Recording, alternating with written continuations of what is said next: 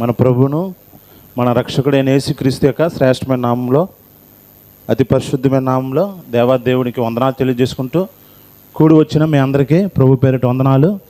అలాగే ప్రత్యేకంగా ఈ అవకాశం ఇచ్చిన పాస్టర్ గారికి కూడా ప్రత్యేకమైన ధన్యవాదాలు తెలియజేసుకుంటున్నాం. గడిచిన దినాల్లో ఈ వారంలోని చాలామంది కూడా ఎంతో అనారోగ్యము పాలవారు. సాతాను ఎంతో శోధనలో పెట్టిన పౌలు అంటారు కదా, తీర్పు రాక వల్ల నేను ఆదరణ పొంది తిని. అంతే, మన దేవుడు ఏంటంటే ఆదరించే దేవుడు. మన శ్రమలో నడిపిస్తారు, కానీ ఆ శ్రమ నుండి దేవుడే మనని తప్పిస్తారు. కొన్ని దినాలు మనము అంతకుముందు నేను ఎలాగా ఆరాధించాలో నేను తెలియపరిచాను. మన దేవుడు ఏమై ఉన్నాడో మనము ఆరాధించాము. మన దేవుడు ముఖ్యంగా వెలుగై ఉన్నాడని అంతకుముందు మనం ఆరాధించాం. మన దేవుడు ఏంటంటే వెలుగు. మనం ఒకప్పుడు చీకట్లో ఉండేవాళ్ళము, చీకటి నుండి ఆశ్చర్యకరమైన వెలుగులోకి నడిపించాడు. తర్వాత ఒక రాజుగా ఉండి మమ్మల్ని పరిపాలిస్తున్నాడు. అంతేకాకుండా అతను గొప్ప బండగా ఉన్నాడు, కాపరిగా ఉన్నాడు. అంతేకాకుండా మనం అలిసిపోయినప్పుడు, సొలిసిపోయినప్పుడు, సొమ్మసిలినప్పుడు ఆ బండే మనకి నీడగా ఉండి ఆశ్రమిస్తుందని మనం. అంతేకాకుండా గొప్ప నిరీక్షణ ఇచ్చాడు. మనం చనిపోయినా ఒక దినము దేవుడితో పాటు ఉంటామని ఒక నిరీక్షణ ఇచ్చాం. అంత గొప్ప ఆరాధన మనం చేసాం. ఈ దినం కూడా బైబిల్ గ్రంథంలోంచి దేవుడి యొక్క మనం చూసాం, దేవుడు ఇశ్రాయేల్ దేవుడు ఎలా ఉన్నాడో మనం చూసాము. ఇప్పుడు దేవుని యొక్క గుణ లక్షణాల గురించి, ఆ యొక్క సత్యదేవుడైనా సత్యస్వరూపి అయినా దేవుని యొక్క గుణ లక్షణాల గురించి మనం తెలుసుకుంటూ ఆ లక్షణాలు బట్టి మనము దేవుణ్ణి ఆరాధిస్తాం. ఆరాధన వర్తమానంగా రోమీలకు రాసిన పత్రిక 1వ అధ్యాయము 20వ వచనము ఎవరైనా చదవండమ్మా. రోమీలకు రాసిన పత్రిక 1:20. అలాగమ్మా, ఓకే. కొలసీలు రాసిన పత్రిక 1వ అధ్యాయము 15వ వచనం కూడా ఎవరైనా బిగ్గరగా చదవాలని కోరుచున్నాను. కొలసీలు రాసిన పత్రిక 1వ అధ్యాయము 15వ వచనము. చదివిన లేఖనాల నుంచి రోమీలకు రాసిన పత్రిక 1:20. ఆయన అదృశ్య లక్షణములు అనగా ఆయన నిత్యశక్తియు దైవత్వమును జగతుత్పత్తి మొదలుకొని సృష్టింపబడిన వస్తువులను ఆలోచించుట వలన తేటబడుచున్నది. అతని గురించి మనం ఆలోచిస్తే అతని యొక్క గుణ లక్షణాలు మనకు తెలుస్తాయంట. బైబిల్ గ్రంథంలో దేవుని యొక్క గుణ లక్షణాలు, అదృశ్య లక్షణములు ఒకటని కాదు, ఎన్నో ఉన్నాయి. ఒకటని మనం చెప్పలేము, కానీ మనకు సమయభావం గురించి కొన్ని మనము ధ్యానించుకుందాం. అలాగే కొలసీలు రాసిన పత్రిక అలాగే అంటారు, ఆయన అదృశ్య దేవుని స్వరూపమై సర్వ సృష్టికి ఆది సంభూతుడిగా ఉన్నాడంట. అందుకు మొట్టమొదటిగా మనము దేవుని యొక్క గుణ లక్షణాలు మనం ఆరాధించక ముందు ఏంటంటే, ఇర్మియా రాసిన గ్రంథంలోని మొట్టమొదటిగా ఇర్మియా రాసిన గ్రంథంలోని ఇర్మియా భక్తులు ఇలా సెలవిస్తారు. 33:11 మధ్య భాగంలోని, యెహోవా మంచివాడు, ఆయన కృప నిరంతరం ఉండును. చూడండి, దేవుడికున్న ఒక మంచి లక్షణం ఏంటంటే మంచివాడు. ఇర్మియా భక్తులు అంటున్నారు అక్కడ, యెహోవా మంచివాడు, ఆయన కృప ఎలాగుంటుందంట, నిరంతరము ఉండును. అతను మంచివాడు, మంచి తనము కలిగిన వాడు. అలాగే రోమిలు రాసిన పత్రికలో నాకు రాసి ఉంటుంది కదా 5:7లోని, నీతిమంతుని కొరకు సైతము ఒకడు చనిపోవట అరుదు, మంచివాని కొరకు ఎవడైనా ఒకవేళ చనిపోయినా తెగింపవచ్చును. అయితే దేవుడు మన ఎడల తన ప్రేమను వెల్లడపరుచున్నాడు. ఎట్లనగా మనం ఇంకనూ పాపమై ఉండగానే క్రీస్తు మన కొరకు చనిపోయాను. దేవుని యొక్క మొట్టమొదటిగా ఆరాధించవలసిన దాంట్లో యెహోవా మంచివాడు. ఎందుకంటే నీతిమంతుడు సైతము ఒకడి కొరకు చనిపోవచ్చునేమో, అలాగే మంచివాని కొరకు ఎవడైనా ఒకవేళ తెగించవచ్చునో కానీ తెగించలేరు. కానీ మన దేవుడు ఏంటంటే, అతనుకున్న గుడ్ లక్షణాలు ఏంటంటే, అతనుకున్న గొప్ప గుడ్నెస్ ఏంటంటే, మన కొరకు మనం ఇంకనూ పాపగా ఉండగానే తన ప్రేమను వెల్లడిపరిచి మన కొరకు క్రీస్తు చనిపోయాను. అది దానికి యేసు ప్రభుకున్న మంచి లక్షణం ఏంటంటే, నువ్వు ఇంకా పాపంలో ఉండగానే అతను నీ కొరకు నా కొరకు చనిపోయాడు.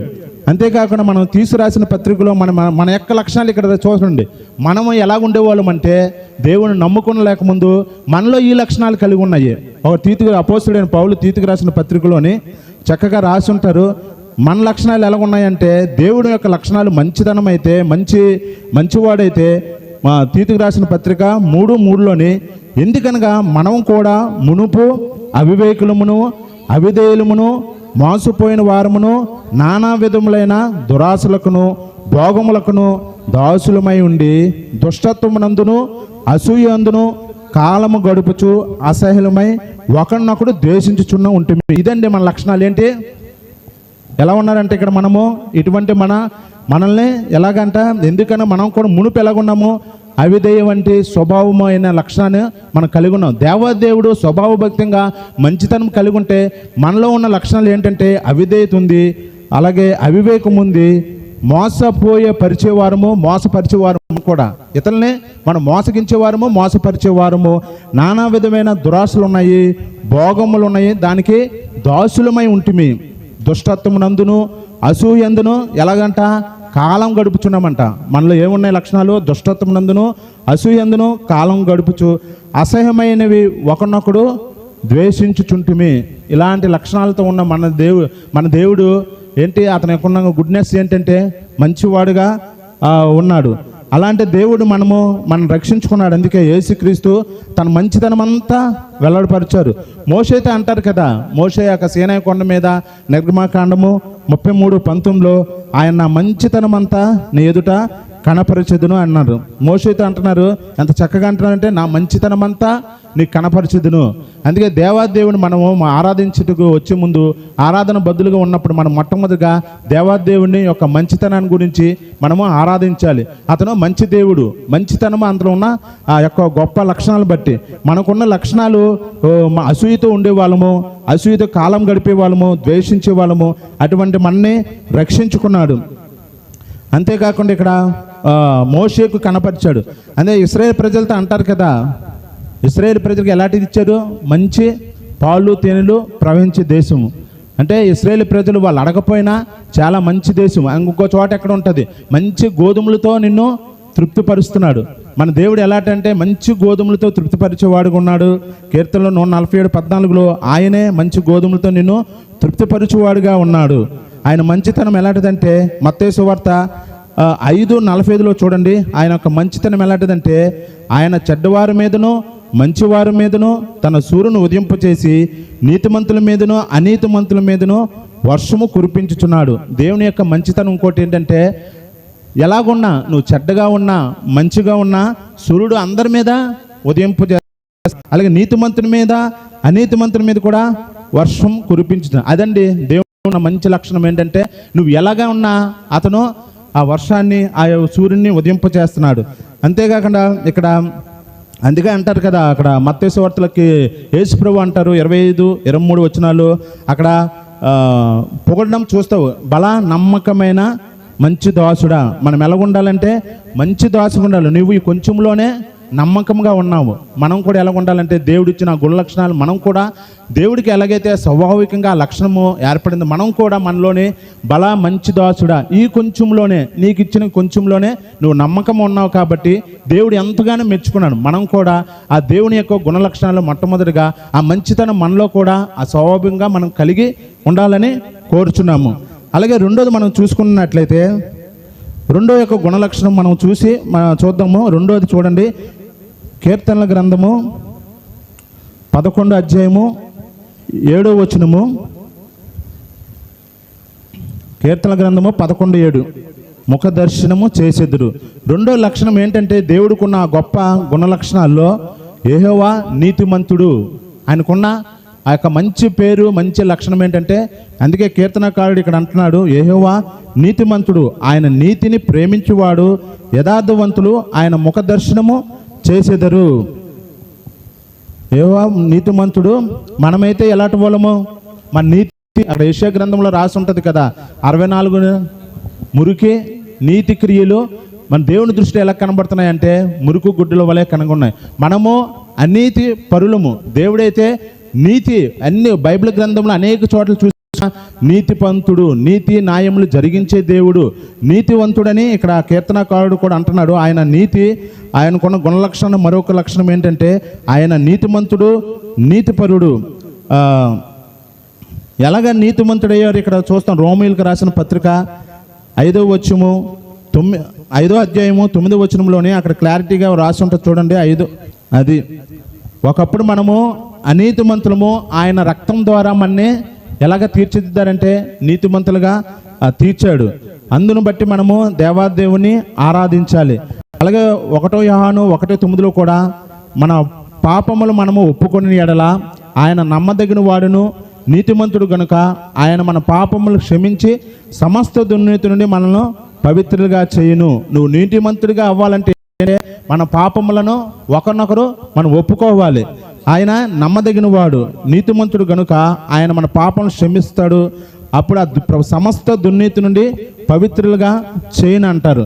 యెషయా గ్రంథము 45:21 కూడా నేను నీతిపరుడును నీతి పరుడునకు దేవుడని అక్కడ కూడా అంటారు. రక్షించువాడని నేను తప్ప మరి ఏ దేవుడు లేరని అక్కడ యెషయా ప్రవక్త ద్వారా అక్కడ సెలవుపరచడం చూస్తారు. మన దేవుడు ఎలాంటి వాడు అంటే రెండోదిగా నీతిమంతుడు, నీతి న్యాయము జరిగించేవాడు ఉన్నాడు. మొట్టమొదటిగా మనము దేవుణ్ణి ఆరాధించాలంటే మొట్టమొదటిగా అతనుకున్న గుణ లక్షణాలు ఒకటి మంచితనము. దేవుని యొక్క ఆ మంచితనాన్ని బట్టి ఆరాధించాలి. రెండోది మనం చూసుకున్నట్లయితే నీతిపరుడు. అందుకే పిలాతు భార్య అంటది కదా, ఆ నీతిమంతుని జోలికి పోవద్దు. అక్కడ పిలాతు యొక్క భార్య కూడా ఒక స్టేట్మెంట్ ఇస్తుందంటే ఆ నీతిమంతుని జోలికి పోవద్దు. అంతేకాకుండా మనకి నీతి సూర్యుడిగా ఉన్నాడు. అతను నీతి సూర్యుడు ఉదయించడని ఒక చోట ఉంటుంది. అంత గొప్ప దేవుని మనము కలిగి ఉన్నాము. కావున నువ్వు ఆరాధించే ముందు ఈ యొక్క గుణలక్షణాలు దేవుని బట్టి మనము ఆరాధించాలని కోరుచున్నాము. అలాగే 3వ లక్షణం మనం చూసుకున్నట్లయితే అతనుకున్న 3వ లక్షణము దీర్ఘశాంతుడు. యెహోవా ఎలాగున్నాడంటే దీర్ఘశాంతుడుగా ఉన్నాడు. నెహెమ్యా గ్రంథము 1వ అధ్యాయం 3లో అక్కడ రాసి ఉంటుంది యెహోవా దీర్ఘశాంతుడు. అలాగే కీర్తనల గ్రంథము 103:8 కూడా అలాగే ఉంటుంది. యెహోవా దయాదాక్షిణ్య పూర్ణుడు, దీర్ఘశాంతుడు, కృపా సమృద్ధి కలవాడు. దేవుడికున్న గుణలక్షణం మరొకటి దీర్ఘశాంతం వహిస్తున్నాడంట. మనం చూసుకున్నట్లయితే ఎంత దీర్ఘశాంతమో మనకు తెలుసు. దేవుడు అప్పగించక ముందు యేసుక్రీస్తు ప్రభువారు ఎంతగా దీర్ఘశాంతం వహించాడు. ఆ అక్కడ ఉన్నవారు ప్రజలు ఎంతో అతన్ని హింసిస్తున్నా, బాధిస్తున్నా, దూషిస్తున్నా ఎంత దీర్ఘశాంతంగా ఉన్నాడో మనము గమనిస్తాము. దేవుడికున్న గుణలక్షణం ఏంటంటే దీర్ఘశాంతము. మనం కూడా అటువంటి లక్షణము కలిగి ఉండాలి. నీ కొరకు నా కొరకు ఆ కలవరి సిలువపై దీర్ఘశాంతుడుగా ఉన్నాడు. ఎన్ని అవమానించినా ఒక పక్క దొంగలు కూడా అతన్ని దూషిస్తున్నారు. బందిపోటు దొంగలు కూడా అతను దూషిస్తున్నా ఒక్క మాటైనా పలకలేదు. దేవుడికున్న ఆ గుణ లక్షణాలు ఏంటంటే దీర్ఘశాంతం కలిగి ఉన్నాడు. కాకపోతే ఇక్కడ దేవుడికున్న గుణలక్షణం ఏంటంటే ఎంత దీర్ఘశాంతం కలిగి ఉన్నాడంటే అతను దూషించిన, నిందించిన ఎందుకు నీ కొరకు నా కొరకు దీర్ఘశాంతం వహిస్తున్నాడు. అందుకే ఇక్కడ రాసి ఉంటుంది కదా, ఫిలిష్తీయులు రాసిన పత్రికలోని 2వ అధ్యాయంలోని అక్కడ 7-8 వచనాలు మనం చదువుకున్నట్లయితే 6 నుండి 7 వచనాలు ఎవరైనా బిగ్గరగా చదవండమ్మా. అది యొక్క దేవుని యొక్క దీర్ఘశాంతం చూడండి. తన్ను తాను తగ్గించుకున్న వానికి విధేయత చూపిన వాడే తన్ను తాను తగ్గించుకున్నాడు. అదండి దేవుని యొక్క గుణ లక్షణాల్లో రెండోది ఏంటంటే దీర్ఘశాంతం. నీ కొరకు నా కొరకు ఎంతో విడిచిపెట్టిన భాగ్యం కాకపోయినా ఆయన ఆకారమందు మనుషునిగా కనబడి మరణము పొందినంతగా ఎప్పుడైనా ఆలోచించావా? దీర్ఘశాంతం, దేవుని యొక్క దీర్ఘశాంతము ఎందుకు ఇప్పుడు కూడా దేవుడు ఇంకా ఇప్పుడున్న పరిస్థితుల్లో ఒక అమెరికాలో మనం చూసుంటాము చార్లెస్ క్లార్క్ని ఎంతో ఉద్యమంగా సువార్తను నడిపిస్తున్న వాడిని చంపేశారు. ఇంకా దేవుడు మనం అనుకుంటాము, మన మానవులుగా మనం అనుకుంటాము దేవుడు తీర్పు తీర్చరా, దేవుడు ఉగ్రత తీర్పురా. కానీ దేవుడి యొక్క దీర్ఘశాంతం ఇక్కడ అంటారు కదా, ప్రకటన గ్రంథము 6వ అధ్యాయంలోని 9, 10, 11 వచనాలు అక్కడ భక్తులు దేవుణ్ణి అక్కడ కోరుతూ ఉంటారు. చూడండి అమ్మా ప్రకటన. అలాగే చంపబడిన వారి సహదాసుల యొక్కయు సహోదరుల యొక్కయు లెక్క పూర్తయ్యే వరకు ఇంకా కొంచెము కాలము విశ్రమించమని వారితో చెప్పాడు. ఇంకా ఎలాగుందంటే ఇంకా అనేక మంది హతసాక్షులు చనిపోవాలి. దేవుని దృష్టిలో ఏంటంటే ఇంకా లెక్క ఇంకా ఉంది. ఆ లెక్క పూర్తయ్యే వరకు ఇంకా దేవుడి దృష్టిలో ఎన్ని మంది అంటే ఇలాంటి క్లార్కులు, చార్లెస్ క్లార్క్ ఇంకా చాలామంది ఉన్నారు. ఆ యొక్క బలిపీఠం దగ్గర వాళ్ళు మొరపెడుతున్నారు, ఎందాక చంపని వారి సహదాసుల యొక్క సహోదరుల యొక్కయు వారి యొక్క లెక్క పూర్తి వరకు ఇంకా కొంచెం కాలం విశ్రమించమని వారితో చెప్పుచుండును. అందుకే దేవుడు ఎంత ఈ వాక్యంలో చూస్తున్నట్టే ఇంకా దీర్ఘశాంతం వహిస్తున్నాడు. దేవుడు మనలాగా కాదు. మనమైతే ఎవరేమంటే వెంటనే కోప్పడిపోతుంటాము. కానీ దేవుడికున్న ఒక గుణ లక్షణము దీర్ఘశాంతం. నువ్వు నేను కూడా ఆ లక్షణం కలిగి ఉండాలి. దీర్ఘశాంతం మనలోనే చాలా కలిగి ఉండాలని మీ ప్రభు పేరిట వేడుకుంటాం. ఇప్పటి వరకు మనం చూసుకున్నట్లే మొదటి లక్షణం ఏంటి? దేవుడు మంచివాడు. రెండోది అతను నీతిమంతుడు. మనము నీతిమంతులం కాదు, కానీ మన నీతి మురుకు గుడ్ల వలె కలిగింది. ఏ ఒక్కడు కూడా నీతిగా లేరు. దేవుడు చూస్తే అందరూ కూడా నీతిగా లేరు, కానీ దేవుడు ఒక్కడే నీతి పరిశుద్ధుడు. మూడోది మనము చూసుకున్నట్లయితే అతను ఎంతో దీర్ఘశాంతం వహిస్తున్నాడు. నువ్వు పాపం చేసి, అందుకే అనీతుల మంత్రి మీదను నీతిమంతుల మీదను వర్షం కురిపిస్తున్నాడంటే దేవుడు యొక్క దీర్ఘశాంతము. దేవుడి యొక్క లెక్కలోని ఇంకా చంపబడిన వారికి సహోదరులకు సహోదరులకు వారి యొక్క లెక్క పూర్తయ్యే వరకు ఇంకా కొంచెం కాలం విశ్రమిస్తున్నారు. ఎందుకంటే ఇంకా ఉంది జరగవలసింది. ఇంకా రాబోయే దినాల్లో అనేక మంది హతసాక్షులు అయిపోతారు. అప్పుడు దేవుడు రాకడ ఎంతో వస్తుంది. నాలుగో లక్షణం మనం చూసుకున్నట్లే దేవుడు ఎంతో కనికరం గల దేవుడు. ఆయనకున్న లక్షణాలు ఏంటంటే కనికరం గల దేవుడని ద్వితీయోపదేశ కాండము 4వ అధ్యాయము 31లో ఉంటుంది. ద్వితీయోపదేశ కాండము 4వ అధ్యాయము 31లోని దేవుడికున్న లక్షణము కనికరం గల దేవుడు. మనమైతే కనికరించమేమో కానీ దేవుడు అందుకే ఇక్కడ వాక్యం ద్వారా సెలవిస్తుంది, నీ దేవుడైన యెహోవా కనికరం గల దేవుడు గనుక నిన్ను చెయ్యి విడవడు, నిన్ను నాశనము చేయుడు, తాను నీ పితరులతో ప్రమాణం చేసిన నిబంధనను మరిచిపోడు. ఇప్పుడున్న పరిస్థితుల్లో ఎన్నో యాక్సిడెంట్లు నుండి, ఎన్నో భయంకరమైన అనారోగ్యాల నుండి దేవుడు కాపాడుతున్నారంటే మనమేమో గొప్పవారమని కాదు, లేకపోతే మంచివారమని కాదు. దేవునికి ఉన్న గుణలక్షణం ఏంటంటే కనికరం చూపుతున్నాడు. నా బిడ్డ అని జాలి చూపుతున్నారు అంతే. అతనికి ఉన్న లక్షణం ఏంటంటే కనికరం చూపే దేవుడిగా ఉన్నాడు. అందుకే ఇక్కడ రాసి ఉంటుంది కదా, నేను బలిని కోరువాను గాను కనికరమునే కోరుచున్నాను. కనికరమునే దేవుడు కోరుచున్నాడు, బలిని కోరే దేవుడు కాదు. అంత గొప్ప దేవుడు మనం కలిగి ఉన్నాం. మహా కనికరం గల దేవుడు. ఎలాంటోనైనా శత్రువునైనా దేవుడు ప్రేమించేవాడు, కనికరించేవాడు. తన యొక్క పరిచర్యలోనే ఎలాంటి వారు వచ్చినా, అనేక మంది అనారోగ్యంతో వచ్చినారు, జబ్బుపడి వచ్చిన వాళ్ళు కూడా దేవుడు ఏం చేస్తుంటారో ఆమెను చూసి ఆమెను ముట్టి కనికర పడినని అన్ని చోట్ల రాసి ఉంటుంది. అలాగే ఇక్కడ లోకాసు వార్తలో 15:20లో కూడా ఒక కాన్వర్సేషన్ అక్కడ ఉంటుంది. తప్పిపోయిన కుమారుడు తండ్రి, ఆ తండ్రి చూడండి ఎంత కనికరము. ఈ రోజుల్లో అలాంటి కొడుకుంటే ఎవరైనా చేర్పిస్తారా? దగ్గర ఆమెస్తారు. నీ ఉన్న ఆస్తి అంతా, ఇప్పుడు సపోజ్ నా కొడుకే నా ఆస్తి అంతా పోగొట్టి మళ్ళీ మనం చేర్పించుకోవాలంటే చూడు ఆలోచించాలి. కానీ అక్కడున్న గొప్ప తండ్రి యొక్క గొప్పతనం చూడు.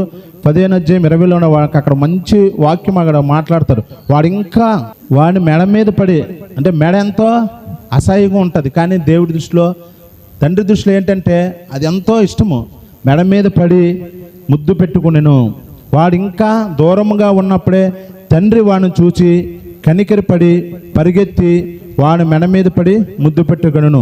దేవుడికున్న ఆ గొప్ప లక్షణం ఏంటంటే మన దేవుడు కనికర పూర్ణుడు.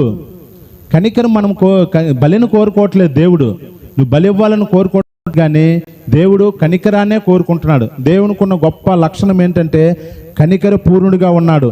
వాడంకా దూరంగా ఉండగానే, ఎవరైనా వాడు వచ్చే వరకు వెయిట్ చేస్తాం, కానీ మన తండ్రి ఎలాంటివాడంటే నువ్వు దూరంగా ఉండగానే నీ కొరకు వాడు. అంత గొప్ప కనికర పూర్ణుడని మనము దేవుణ్ణి ఆరాధించాలి. మొట్టమొదటిగా దేవుణ్ణి మనము మంచివాడని ఆరాధించాలి. రెండోది అతను నీతిమంతుడు. మూడోది అతను దీర్ఘశాంతం వహిస్తున్నాడు. నాలుగోది కనికరం గల దేవుడిగా ఉన్నాడు. ఐదోది మనకి అందరికీ ఉపకారిగా ఉన్నాడు. కీర్తనల గ్రంథము 145:9లోని యెహోవా అందరికీ ఉపకారి. చూడు, ఒక్కరికి కాదంట. అందుకే ఇక్కడ 35 చివరి భాగంలో ఆయన కృతజ్ఞత లేని వారి ఎడలను దుష్టుడి ఎడలను ఉపకారిగా ఉన్నాడంట. మన దేవుడికి ఉన్న గొప్ప లక్షణం చూడండి.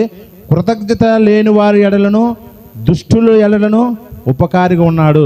అందుకే అతనుకున్న గొప్ప లక్షణము కీర్తనల గ్రంథము 145:9లోని యెహోవా అందరికీ, ఒక్కరికి కాదు. అందుకే ఇక్కడ రాసి ఉంటుంది కదా, అందరికీ ఉపకారిగా ఉన్నాడు. అందరికి ఉపకాడు, కృతజ్ఞత లేని వారికి. ఇది చూసుకున్నట్లు చూస్తాము. దేవాదేవుడి దగ్గరికి 10 మంది కుష్ఠరోగులు వచ్చారు. దేవుడికి తెలుసు 10 మందిలో అందరినీ బాగు చేశారా, లేదా ఒక్కరినే బాగు చేశారా? అందరినీ బాగు చేశారు. కానీ దేవుడికి ముందే తెలుసు వీళ్ళందరూ రారు, 9 మంది రారు, ఒక్కడే వస్తారు, ఆ సమరయుడు వస్తారని. అయినా దేవుడు అతనికి ఉపకారం చేశారు అందరికీ. అదే అండి దేవుడి యొక్క గొప్ప లక్షణం ఏంటంటే అందరికీ ఉపకారిగా ఉన్నాడు. అందరూ కూడా, అందుకే ఇక్కడ కృతజ్ఞత లేని వారు ఎలాగా కృతజ్ఞత లేని చూపెట్టలేదు. వాళ్ళు 9 మంది కూడా కృతజ్ఞత లేకుండా బాగుపడితే వెంటనే వెళ్ళిపోయారు. కానీ ఒకే ఒకడు వచ్చి కృతజ్ఞత చెల్లించాడు మన దేవుడు. అందుకే కృతజ్ఞత లేని వాడు ఎలను, దుష్టుడు ఎలను ఉపకారిగా ఉన్నాడు. అందుకే దావీదు చక్కగా ఆరాధిస్తారు. కీర్తనల గ్రంథము 103, 1-2 వచనాలు మనం చదివినట్లయితే ఒక చూడండి. దావీదు అంటున్నాడు ఇక్కడ, ఆయన చేసిన ఉపకారంలో దేనిని మనం మర్చిపోయేవారు ఉండకూడదు. 9 మంది కుష్ఠరోగులు అంత బాగు చేస్తే, కుష్ఠ వ్యాధి నుండి బాగు చేస్తే వాళ్ళు కృతజ్ఞత లేని వారుగా ఉంటే, ఇక్కడ దావీదు చక్కగా దేవుడు చేసిన, నా ప్రాణమా యెహోవాను సన్నుతించుము, నా అంతరంగమును సమస్తమా ఆయన పరిశుద్ధ నామమును, నా ప్రాణం యెహోవాను సన్ను, ఆయన చేసిన ఉపకారములు మనము దేనిని మర్చిపోకూడదు. ఎందుకంటే దేవుడికి ఉన్న గొప్ప లక్షణము, ఆ యొక్క అదృష్ట లక్షణం ఏంటంటే అందరికీ ఉపకారిగా ఉన్నాడు. మనం చివరిగా మనం ఒకటి చూసుకుని మనం ముగించుకుందాము. 6వదిగా కీర్తన గ్రంథము 145:14లోని, యెహోవా పడిపోయిన వారినందరినీ ఉద్ధరించువాడు, కృంగిపోయిన వారినందరినీ లేవనెత్తివాడు. దేవునికి ఉన్న లక్షణం ఏంటంటే నిన్ను ఉద్ధరించేవాడుగా ఉన్నాడు, కృంగిపోతే వారందరినీ లేవనెత్తివాడుగా ఉన్నాడు. దేవునికి ఉన్న గొప్ప లక్షణం ఏంటంటే నువ్వు పడిపోయావా, నిన్ను ఉద్ధరించేవాడుగా ఉన్నాడు. నువ్వు కృంగిని స్థితిలో ఉంటే వారిని లేవనెత్తేవాడు ఉన్నాడు. దేవుడికి ఉన్న గొప్ప లక్షణం ఏంటంటే మన జీవితాల్లో ఎన్నోసార్లు మనం కూడా పడిపోయిన పరిస్థితులు వచ్చినా దేవుడు మనని ఉద్ధరించేవాడుగా ఉన్నాడు. కృంగిపోయి ఉన్నామనుకో, బాధల్లో ఉన్నామనుకో, నిన్ను లేవనెత్తుతారు. అక్కడే పడిపోయిన పరిస్థితులు మన దేవుడు వదిలేరు, కానీ లేవనెత్తే దేవుడిగా ఉన్నాడు. ఇప్పుడు మనం ఎందుకు ఆరాధించాలో మొట్టమొదటి మనం చూసుకున్నాం. మన పరిస్థితి ఎలాంటిదంటే తెలుసు కదా. మన యొక్క లక్షణాలు ఒకప్పుడు ఎలాగుండేవాళ్ళము, అవిధేయతగా ఉండేవాళ్ళము, అవివేకులుగా ఉండేవాళ్ళము, మోసము చేసేవారు ఉండేవాళ్ళము, దురాశలకు భోగములకు దాసులుగా ఉండేవాళ్ళం, దుష్టత్వం నందును అసూయందును కాలం గడుపుచు ఉండేవాళ్ళం. అలా చెడ్డ వంటి మనల్ని దేవాదేవుడు ఆ గొప్ప లక్షణాలతో నేను ఆరాధించమంటున్నాడు. దేవుడికున్న మొట్టమొదటిగా దేవుడికున్న గొప్ప లక్షణం ఏంటంటే మంచివాడు. అతను గుడ్నెస్ అంతా మోషేకి తెలియపరిచాడంట. మనకు కూడా తెలియపరుస్తున్నారు. మనం మంచివాళ్ళమేం కాదు, కానీ దేవుడు మన పట్ల ఎంతో మంచితనం కలిగి ఉన్నాడు. అలాగే నీ పట్ల నా పట్ల అతను నీతిమంతుడు కూడా. మనమైతే అనీతిమంతులము, మనలో ఏ నీతి లేదు. కానీ దేవుడు మన నీతి క్రియలు చూసినప్పుడు దేవుని దృష్టిలో మురుకు గుడ్ల వలె ఉన్నాయి. కానీ దేవుడు నీతిమంతుడు కాబట్టి మనము అతన్ని ఆరాధించాలి.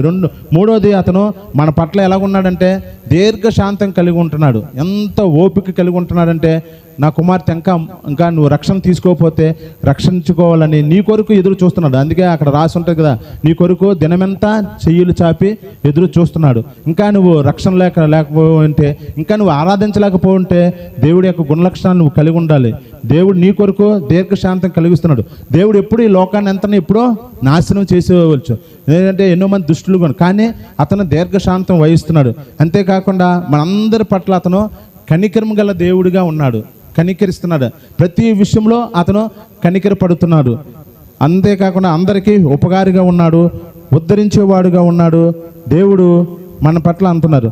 మనం చిన్న వాక్యం చూసుకుని మనం ముగించుకుందాము. ఇందులో కూడా విలాప వాక్యములు 3:22-23 ఎవరైనా చదవండి అమ్మా. అక్కడ కూడా దేవుని యొక్క గొప్ప లక్షణం కలిగి ఉంటుంది.